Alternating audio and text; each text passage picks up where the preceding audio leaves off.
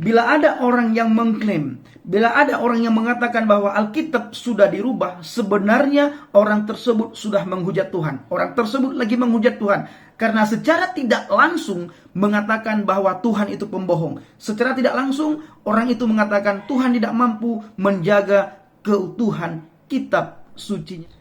Haleluya, haleluya, haleluya, haleluya. Shalom alaikum bishem hamasiah, salam aki. Aku kabarkan Injil keselamatan. Aki, aku kabarkan Injil keselamatan. Bapak Ibu yang dikasihi Tuhan dan yang saya kasihi, ketemu lagi dengan saya Evangelis Avraham Effendi Usman. Pada kesempatan kali ini Bapak Ibu, kita akan buat video yang saya kasih judul menjawab tuduhan bahwa Alkitab telah diubah dan dipalsukan.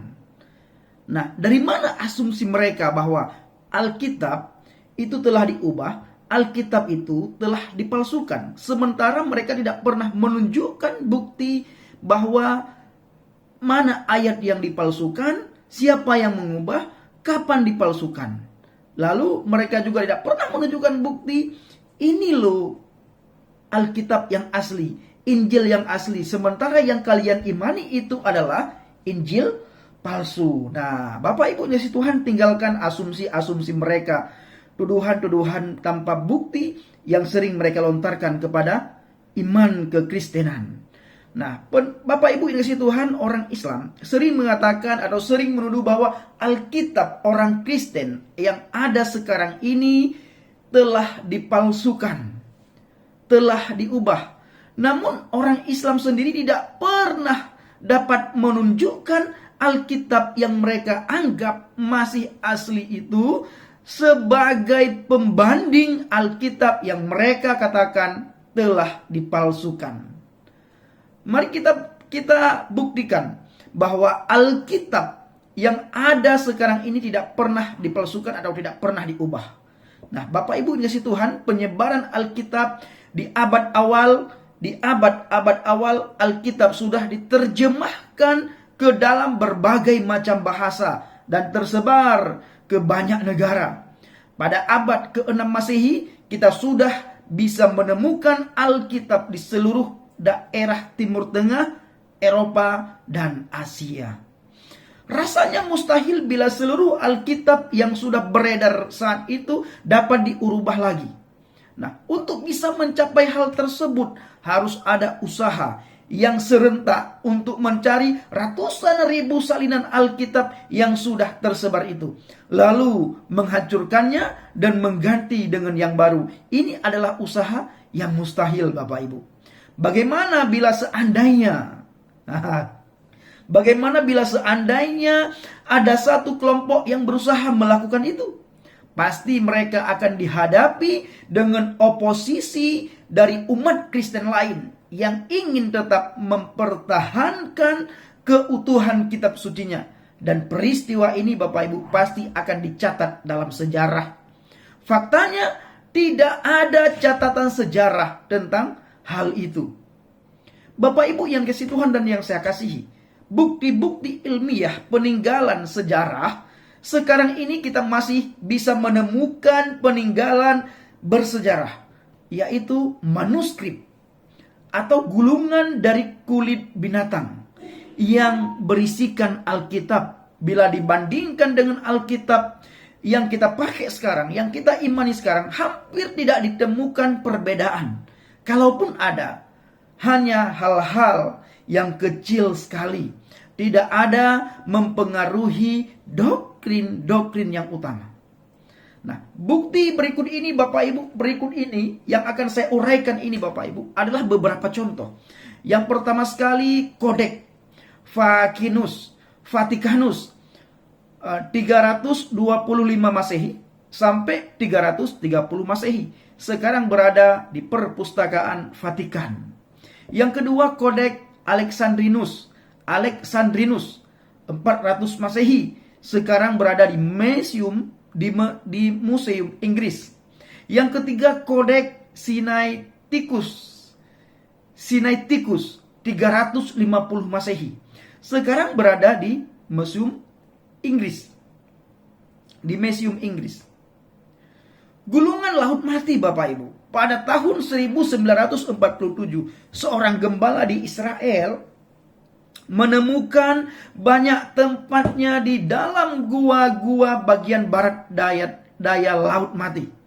Tempatnya ini berisikan gulungan-gulungan manuskrip yang memuat hampir semua Alkitab orang Yahudi Perjanjian Lama. Gulungan tersebut diperkirakan ditulis sekitar 130 Masehi, dan setelah dibandingkan dengan Alkitab sekarang, hampir tidak ada perbedaan yang dapat ditemukan ataupun perbedaan yang ditemukan. Bapak Ibu yang dikasihi Tuhan, kitab Perjanjian Baru. Sampai sekarang ini, kitab Perjanjian Baru sudah ditemukan 24.000 manuskrip tulisan abad pertama yang mengandung potongan Perjanjian Baru, kitab suci Injil dan para rasul, dan tidak juga ditemukan perbedaan dengan Alkitab zaman sekarang yang kita percaya, yang kita imani, dan yang kita baca saat ini.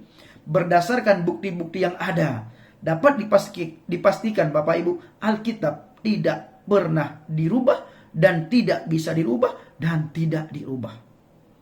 Menurut kitab suci, firman Tuhan tidak mungkin dirubah. Ada banyak ayat Al-Quran dan Alkitab yang menyatakan bahwa semua kitab suci tidak mungkin dirubah. Al-Quran menyatakan dalam surat An'am 34, tiada seorang pun yang dapat menukar kalimat-kalimat Allah.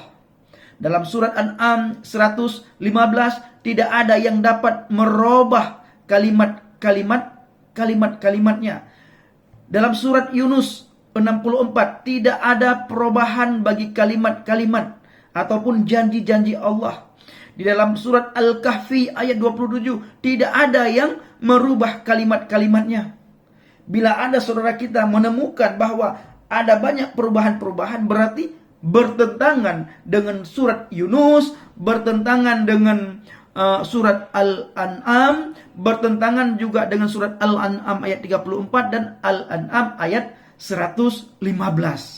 Nah, Bapak Ibu yang dikasihi Tuhan, Alkitab mengatakan rumput menjadi kering, bunga menjadi layu, tetapi firman Elohim yang kita imani akan tegak untuk selamanya. Tertulis di dalam kitab Yesaya 40 ayat 8.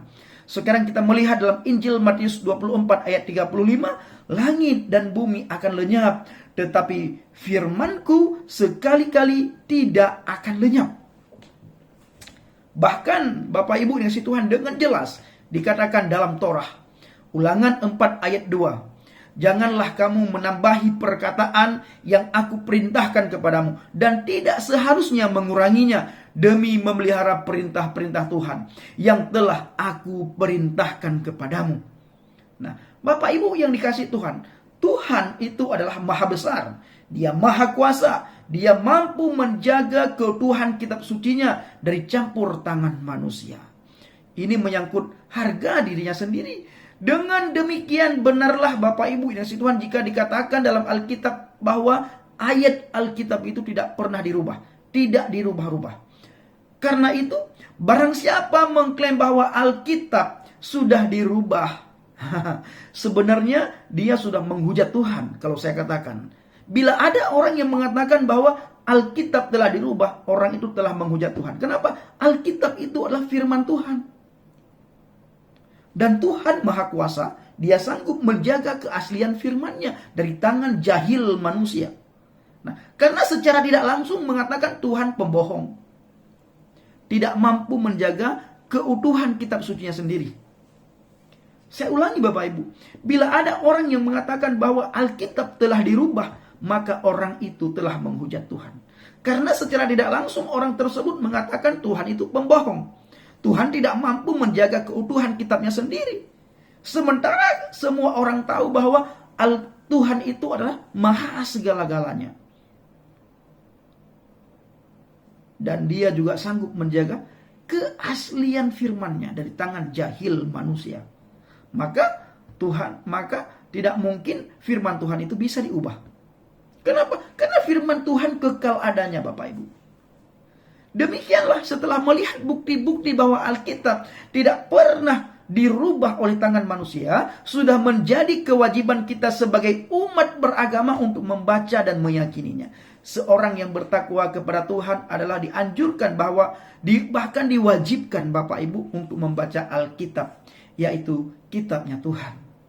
Disitulah kita akan mendapat pedoman bagaimana caranya hidup yang benar, apa tujuan hidup kita, apa kehendak Tuhan dalam hidup kita. Dan yang terpenting kita akan belajar bagaimana bisa mendapatkan jaminan untuk masuk surga. Dan Bapak Ibu dikasih Tuhan, kita akan melihat dalam surat Al-Maidah ayat 46. Dan kami telah memberikan kepadanya kitab Injil, sedang di dalamnya ada petunjuk dan cahaya yang menerangi dan menjadi petunjuk serta pengajaran untuk orang-orang yang bertakwa. Sampai saat ini Bapak Ibu, jika saudara kita orang Islam ditanya mengenai masuk surga setelah meninggal, pasti jawabannya mudah-mudahan. Tuhan tidak ingin kita ini ragu-ragu. Dengan menyelidiki kitab Injil yang terbukti dapat diandalkan, dapat bahwa dalam kitab Injil telah dapat kita temukan Yesus Kristus. Ia bersedia menjadi juru selamat dengan memberi jaminan keselamatan bagi siapa saja yang percaya. Nah, Bapak Ibu yang kasih Tuhan, kiranya melalui video singkat ini, saudara dapat mendapatkan satu pencerahan. Dan bila saudara komentarlah yang benar, komentarlah yang sopan. Jangan berasumsi, jangan mencaci maki, jangan saling menghina, jangan saling menyudutkan. Ya, masing-masing saudara yang kasih komentar pertama sekali, ya kasihlah menurut saya ini loh. Nah, ini dalilnya, ini buktinya. Nah, kalau palsu, kitab saudara itu palsu. Ini loh yang benar, palsunya ini, yang benar ini. Bukan mengatakan palsu, tapi tidak berani, tidak mampu menunjukkan mana yang dipalsukan. Tidak mampu menunjukkan ayat mana yang dipalsukan. Kalau saudara mengatakan sekali lagi bahwa Alkitab sudah dipalsukan, sama halnya dengan saudara menghujat Tuhan. Seolah-olah Tuhan tidak maha kuasa. Seolah-olah Tuhan tidak sanggup menjaga keaslian firman-Nya. Anda menuduh Tuhan seolah-olah Tuhan tidak sanggup menjaga firman-Nya. Terima kasih. Doa saya kiranya saudara semakin hari semakin diberkati Tuhan, semakin hari semakin dekat, melekat, erat, intim dengan Tuhan, sehingga tahu mana kehendak Tuhan dan mana kehendak roh si jahat. Dan semakin hari saudara semakin serupa dan segambar dengan Tuhan. Segambar dan serupa dengan Tuhan adalah sifat-sifat Tuhan itu ada dalam diri kita. Ada dua sifat Tuhan dari sekian ribu sifat Tuhan. Ada dua sifat Tuhan yang paling menonjol. Yang pertama kasih, yang kedua pengampunan. Kasih dan pengampunan ini Bapak Ibu harus kita miliki. Harus dimiliki oleh setiap orang. Terima kasih Bapak Ibu. Doa saya juga kiranya apapun yang Bapak Ibu lakukan, Tuhan buat berhasil. Yang sakit disembuhkan, yang jatuh diangkat oleh Tuhan, tangan Tuhan yang kuat mengangkat saudara, yang lemah dikuatkan, yang bimbang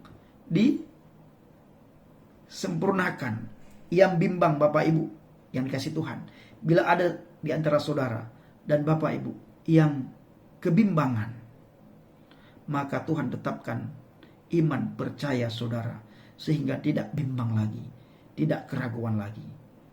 Bapak Ibu dikasih Tuhan, berimanlah kepada Yeshua HaMashiach, Yesus Kristus, karena Dia memberikan jalan, memberikan jaminan, memberikan keselamatan, dan memberikan hidup yang kekal kepada setiap orang yang percaya dan beriman dan bertakwa kepadanya. Shalom alaikum Bishim HaMashiach. Salam Aki, aku kabarkan Injil keselamatan. Haleluya, amin.